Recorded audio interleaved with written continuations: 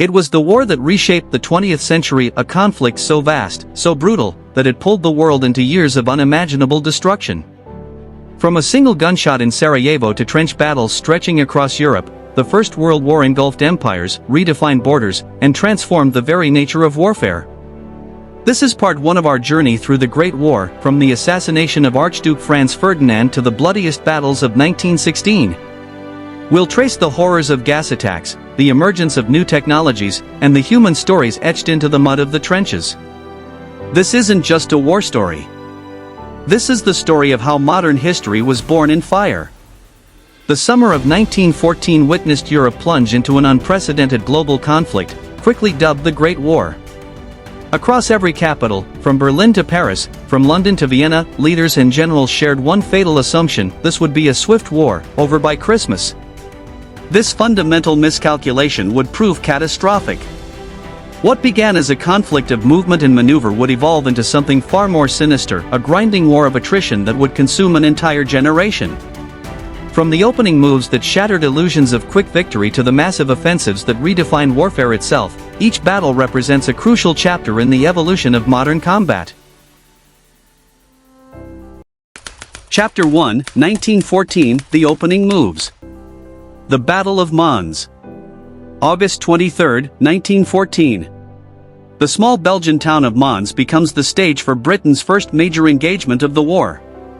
The British Expeditionary Force, just 80,000 men including 2 infantry corps and cavalry, faces the numerically superior German First Army advancing through Belgium. The BF's mission: hold the line of the Condé Mons-Charleroi Canal for 24 hours, preventing the Germans from threatening the French left flank. They are equipped with the finest rifles in the world, Lee Enfields capable of 15 accurate shots per minute at 300 yards. First contact occurs on August 21 when a British bicycle reconnaissance unit encounters German forces near Aubourg, resulting in the war's first British casualty. But the main engagement unfolds on August 23.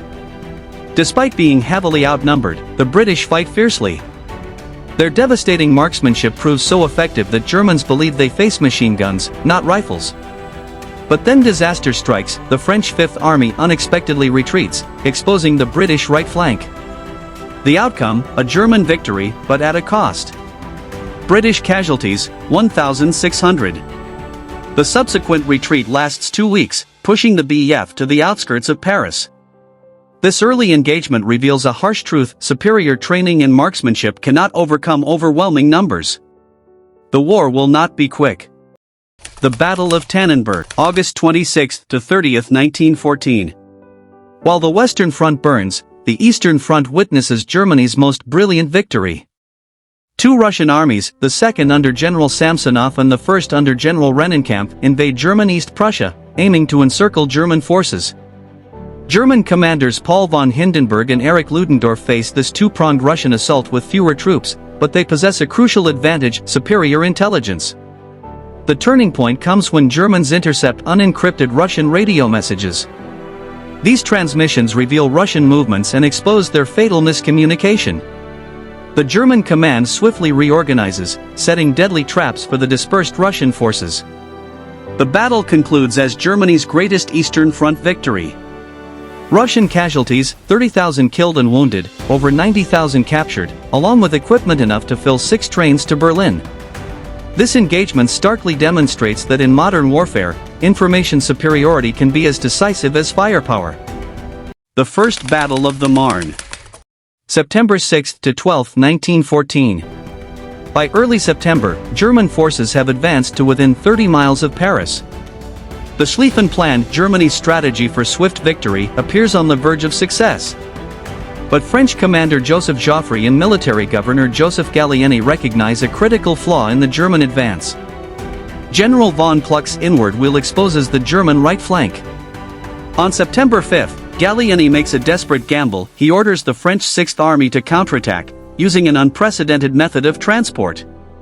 Paris taxis and buses, the first documented wartime use of motorized transport for rapid troop movement. This unexpected maneuver catches the German First Army completely off guard. As Kluck swings west to confront this threat, he inadvertently creates a critical gap between his First Army and Bülow's Second Army. German communications break down, supply lines fail to keep pace, and what seemed like certain victory transforms into strategic defeat. The Germans retreat to the Aisne River. Both sides dig in, marking the beginning of trench warfare on the Western Front. Casualties are immense: 250,000 French and German each, 12,733 British. The Marne demonstrates that rapid tactical innovation can exploit logistical weaknesses, but it also forces both sides into the static, attritional conflict that will define the war. The First Battle of Ypres. October 19 to November 22, 1914. As the race to the sea concludes, both sides seek to outflank each other northward until they reach the Channel.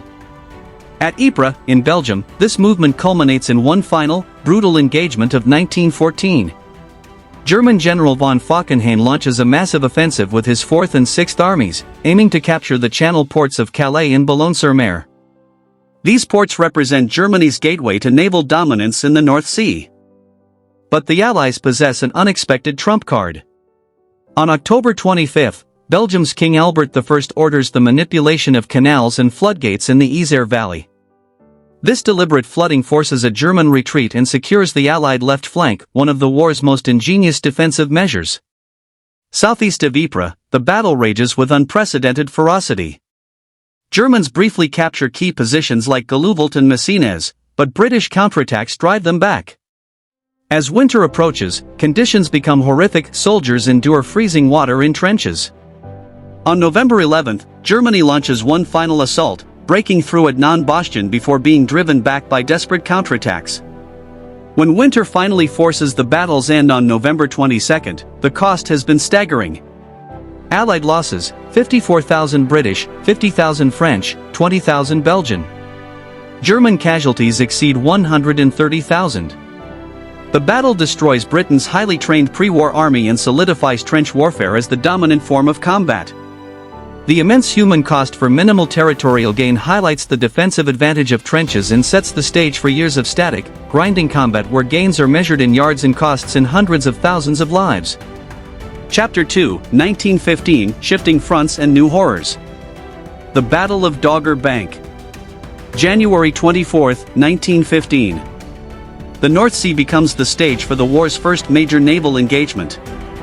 Admiral Sir David Beatty's British battlecruiser force, including the powerful HMS Lion, Tiger, and Princess Royal, intercepts a German squadron under Admiral Franz von Hipper. The British possess a crucial advantage: their Room 40 codebreakers have intercepted German wireless transmissions, revealing Hipper's sortie to clear British fishing vessels from the Dogger Bank. At 7:20 a.m., HMS Aurora makes contact with German cruisers, initiating a high-speed stern chase. The faster British ships pursue the Germans across the North Sea. HMS Lion inflicts devastating damage on German vessels, while SMS Seydlitz suffers a serious ammunition fire that could have destroyed the ship. But HMS Lion is also hit multiple times and disabled. At this critical moment, Admiral Beatty spots what appears to be a submarine periscope and orders a 90-degree turn. This maneuver, combined with ambiguous flag signals, is tragically misinterpreted. Beatty's second-in-command believes all British battlecruisers should focus fire on the already crippled SMS Blücher. The Blücher is subsequently sunk, but Hipper's main squadron escapes due to this communication breakdown. The battle concludes as a British victory, though disappointing. While superior intelligence provided a crucial advantage, poor tactical communication undermined its full exploitation. Both navies learned critical lessons about magazine protection and ship design that will influence the war's greatest naval battle, Jutland. The Gallipoli Campaign. February 19, 1915 to January 9, 1916. As trench warfare solidifies on the Western Front, the Entente powers seek to break the stalemate by opening a new front against the Ottoman Empire. Their target, the Turkish Dardanelles Straits. Success would expose Constantinople to bombardment, cut off the Asian part of the Ottoman Empire, and open a vital supply route to Russia. The campaign begins with naval operations. From February 19 to March 18, an Anglo-French naval expedition attempts to force the Dardanelles by bombarding Ottoman forts and clearing mines. But on March 18, disaster strikes. 3 Allied battleships are sunk and others damaged by mines and Ottoman fire. The naval assault has failed catastrophically, necessitating a new plan: amphibious landings to capture the Ottoman defenses. General Sir Ian Hamilton commands the Mediterranean Expeditionary Force, including the Australian and New Zealand Army Corps, the Anzacs. But a critical 5-week delay in troop assembly allows the Ottomans to dramatically strengthen their defenses. April 25, 1915. Allied forces storm ashore at Cape Helles and Anzac Cove. The Anzac landing drifts north of its intended position, forcing men ashore at the base of steep cliffs under fierce Ottoman fire. Colonel Mustafa Kemal, later known as Ataturk, personally leads Ottoman counterattacks with devastating effectiveness. At Cape Helles, British forces face heavily defended positions and suffer appalling casualties, though they manage to secure precarious beachheads. The campaign quickly devolves into brutal trench warfare on clifftops. Repeated Allied offensives, the battles of Krithia, the August offensive including new landings at Suvla Bay, consistently fail against determined Turkish resistance. Conditions are horrific. High casualties result not only from combat but from heat, typhoid, dysentery, and constant sniper fire. With no prospect of breakthrough and winter approaching, the Allies face a grim reality. The evacuation, meticulously planned and executed from December 1915 to January 1916, is achieved with minimal losses, though vast quantities of supplies must be abandoned. Gallipoli is a disaster for the Allies, over 220,000 casualties from nearly 500,000 deployed. But it revitalizes Ottoman resistance and creates a legend. For Turkey, it marks the rise of Ataturk. For Australia and New Zealand, the Anzac sacrifice becomes foundational to national identity. Gallipoli demonstrates the consequences of underestimating an enemy and the complexity of amphibious warfare. On the Italian front, a series of costly engagements begins along the Isonzo River. Italy has entered the war against Austria-Hungary, seeking territorial gains in the Alps. General Luigi Cadorna's Italian army faces formidable Austro-Hungarian defenses in terrain that heavily favors the defender. The Isonzo region is characterized by rugged peaks and fortified mountains, providing the Austrians with enormous defensive advantages. Beginning on June 23, 1915, Cadorna launches the first of what will become 11 separate battles over 2 years. The First Battle of the Isonzo sets a pattern that will repeat tragically: massive Italian artillery preparation followed by infantry assaults against well-prepared Austrian positions. The Italians advance only a few hundred yards at enormous cost. The second, third, and fourth battles follow the same pattern through 1915, enormous casualties for minimal gains. Italian forces penetrate only a few miles into Austrian territory despite repeated massive offensives. These early Isonzo battles epitomize the brutal futility of frontal assaults against naturally fortified positions. The combination of alpine terrain, modern firepower, and well-prepared defenses creates a killing ground where tactical innovation seems impossible. This series of bloody stalemates will continue until October 1917, when German reinforcements and revolutionary new tactics will turn the tables catastrophically on the Italians at the Battle of Caporetto. But that story belongs to our next chapter. Chapter 3, 1916 Attrition and Naval Clashes. The Battle of Verdun. February 21 to December 18, 1916. The longest and most grueling battle of World War I begins in the hills north of Verdun, France. German General Erich von Falkenhayn has chosen this target deliberately, not for territorial gain, but to bleed the French army dry. German preparations are unprecedented. Nearly 1,200 artillery pieces, more concentrated firepower than ever before assembled, and 150,000 infantrymen prepare for the assault. French intelligence has failed catastrophically, leaving Verdun's forts disarmed and vulnerable. At dawn on February 21, the German bombardment begins. Trommelfeuer, drumfire. The earth itself seems to explode as shells rain down at an intensity never before experienced. Trees are reduced to matchsticks, hills are leveled, and the very landscape is obliterated. German assault troops advance through this lunar landscape. On February 25, they capture Fort Douaumont, Verdun's most powerful fortress, almost unopposed due to its tiny French garrison. The road to Verdun lies open. But France responds with desperate determination. General Philippe Pétain arrives to organize Verdun's defense. He implements the Noria system, a constant rotation of men and supplies along the Sacred Way, the single road from Bar-le-Duc to Verdun. Day and night, convoys carry men, ammunition, and supplies to the front while returning with wounded and exhausted troops. 3/4 of the entire French army will fight at Verdun before the battle ends. Through March and June, Germans launch methodical attacks on both banks of the Meuse. The fighting focuses on key positions with names that will haunt French memory: Le Mortem, Dead Man's Hill, and Hill 304. The struggle for these heights becomes an inferno of shells and death. Fort Vaux falls on June 7 after a 6-day siege that epitomizes the battle's horror. French defenders fight literally to their last cartridge, reduced to drinking their own urine and breathing through gas masks constantly. The last major German offensive occurs from June 23 to July 11. They reach Fort Sauville, closer to Verdun than ever before, but French counterattacks push them back. The German offensive power is finally exhausted. The British Somme offensive, launched July 1, forces Germany to divert resources from Verdun.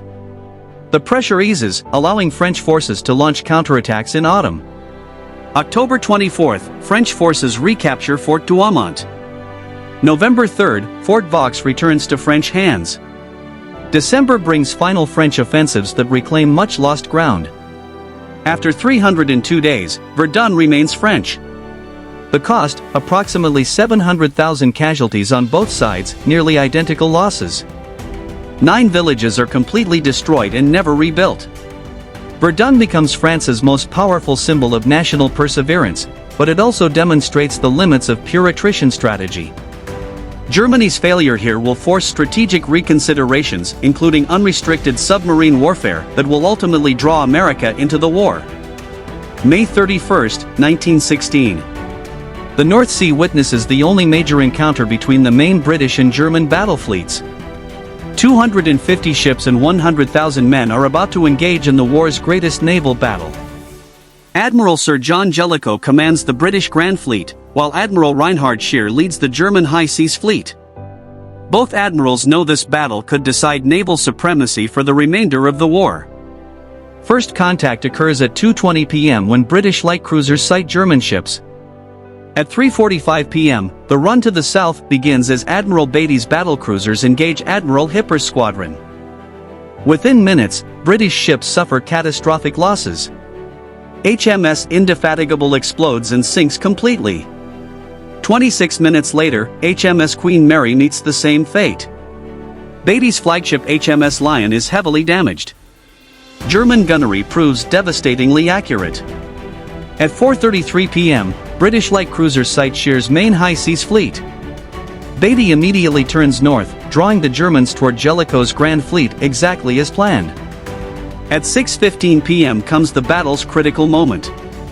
Jellicoe successfully deploys the Grand Fleet to cross the Teeth, positioning his battleships to unleash devastating broadsides while German ships can only return fire with forward guns. During this intense period, HMS Invincible explodes and sinks, but German ships suffer enormous damage. Facing annihilation, Admiral Scheer orders 2 brilliant about-turns, simultaneous 180-degree turns by his entire fleet, disappearing into the mist. As darkness falls, Jellicoe avoids night action, knowing German superiority in night fighting. But uncoordinated skirmishes continue through the night, leading to further losses including HMS Black Prince. By dawn, Scheer's fleet has broken through British lines and reached port safely. Both sides claim victory. Britain loses more ships, 14 to 11, and more men, 6,097 to 2,551. But the German High Seas Fleet has failed to break the British blockade and will remain in port for the war's remainder, shifting focus to U-boat warfare. Jutland confirms British naval supremacy and effectively neutralizes the German surface fleet. This strategic victory forces Germany to escalate submarine warfare, a decision that will eventually bring America into the war. The Brusilov Offensive. June 4 to August 10, 1916. June 4, 1916. On the Eastern Front, Russia launches its largest and most successful offensive of the war. General Alexei Brusilov's southwestern front, 40 infantry and 15 cavalry divisions, faces 39 Austrian infantry and 10 cavalry divisions. Brusilov's objectives: relieve pressure on French forces at Verdun and Italian forces on the Isonzo, while potentially knocking Austria-Hungary out of the war entirely. Brusilov employs revolutionary tactics, departing from traditional massed formations. His plan involves attacking along a broad 200-mile front to prevent enemy concentration of reserves, minimizing distances between opposing lines, and using short, intense artillery barrages followed by shock troops and infiltration tactics. Deception efforts include false radio traffic to conceal actual attack points. These innovative methods will influence military doctrine for decades. The offensive begins June 4 with devastating artillery bombardment along the entire 200-mile front, followed immediately by Russian shock troops. The effect is catastrophic for Austrian forces. Despite outnumbering Russians, Austrian forces rapidly collapse.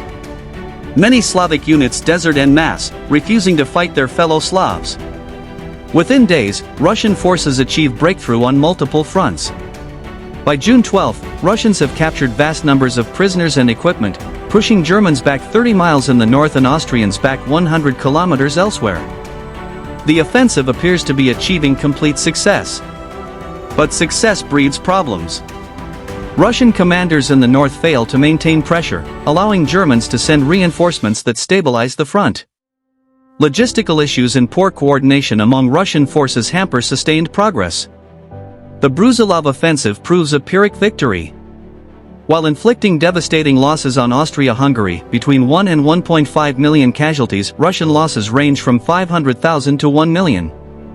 Austria-Hungary never recovers from this blow, becoming increasingly dependent on German support and teetering on the edge of collapse.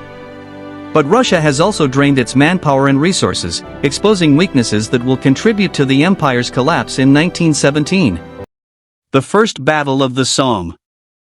July 1, 1916. The Somme River Valley in France becomes the stage for one of history's bloodiest battles. Originally conceived as a joint Franco-British offensive to hasten victory, the battle's purpose has shifted due to French losses at Verdun. Now the objective is relieving pressure on French forces and inflicting heavy casualties on Germany. British preparations are unprecedented.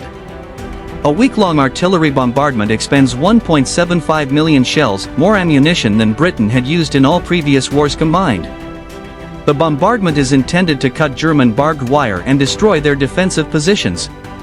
But German archives later reveal that British plans have been compromised, allowing effective defensive preparation. More critically, German deep dugouts protect their troops from the bombardment, while much of the British shelling fails to cut barbed wire effectively. At 7:30 a.m. on July 1, 11 British divisions and 5 French divisions attack. What follows becomes the worst day in British military history. British troops advance across no man's land into devastating machine gun fire. The pre-battle bombardment has failed to suppress German defenses. As soldiers walk forward in extended lines, the prescribed tactic, German machine gunners emerge from their dugouts and open fire. By day's end, 57,470 British casualties, including 19,240 killed. Nearly 60,000 men, the equivalent of a small city's population, become casualties in a single day. French forces achieve more success in the south, but the British disaster overshadows everything. Despite horrific losses, the offensive continues as a war of attrition. Over the next months, smaller attacks force Germans to divert resources from Verdun. By July's end, Germans have lost 160,000 soldiers while British and French losses exceed 200,000. September 15 marks a historic moment. Britain introduces 48 Mark I tanks, the first battlefield appearance of armored vehicles. But these primitive machines prove unreliable, with many breaking down before reaching German lines. As October progresses, weather deteriorates. Rain turns the battlefield into a muddy quagmire, making further attacks nearly impossible. The offensive finally halts November 18 with winter's onset. The Battle of the Somme becomes one of history's costliest battles. Over 3 million soldiers fight, over 1 million are killed or wounded. British and French forces advance only 7 miles into German-occupied territory.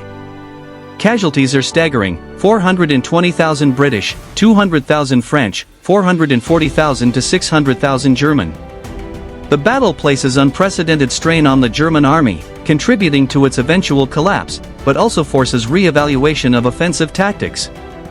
The Somme becomes the quintessential symbol of World War I's attritional horror, but it also marks nascent integration of new technologies, tanks, aircraft, improved artillery coordination that will evolve into the combined arms tactics essential for victory.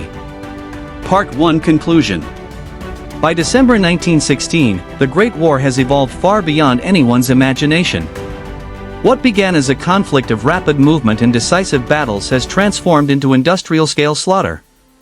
The battles we have witnessed, from Mons to the Somme, from Tannenberg to Verdun, have redefined warfare itself. New technologies emerge from the crucible of combat. Poison gas, tanks, aircraft, and improved artillery transform battlefields into landscapes of unprecedented destruction. But for every innovation in offense, defense adapts and strengthens. The Western Front has solidified into a continuous line of trenches stretching from the North Sea to Switzerland. The Eastern Front, though more mobile, has consumed Russia's strength. Italy bleeds in the Alps while Gallipoli has demonstrated the fatal cost of underestimating an enemy. The human cost defies comprehension. Millions of casualties for territorial gains measured in miles. Verdun alone has consumed 700,000 men. The Somme has shattered a generation of British youth. Yet neither side shows signs of collapse.